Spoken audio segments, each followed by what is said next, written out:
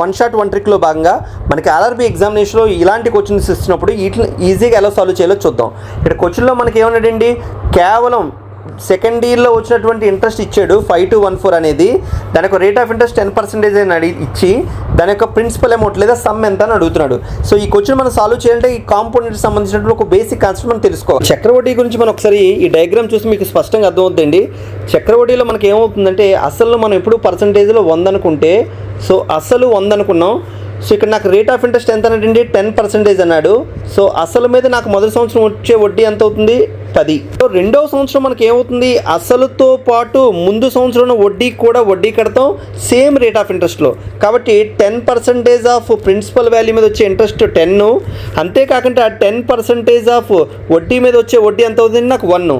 కానీ క్వశ్చన్లో మనకి ఏమడుగుతున్నాడు, స్పష్టంగా రెండవ సంవత్సరం వచ్చే వడ్డీ గురించే మాట్లాడుతున్నాడు. కాబట్టి రెండవ సంవత్సరం వచ్చే వడ్డీ ఎంత అవుతుందండి, ఇది 10 + 1 ఎంత అవుతుంది, 11.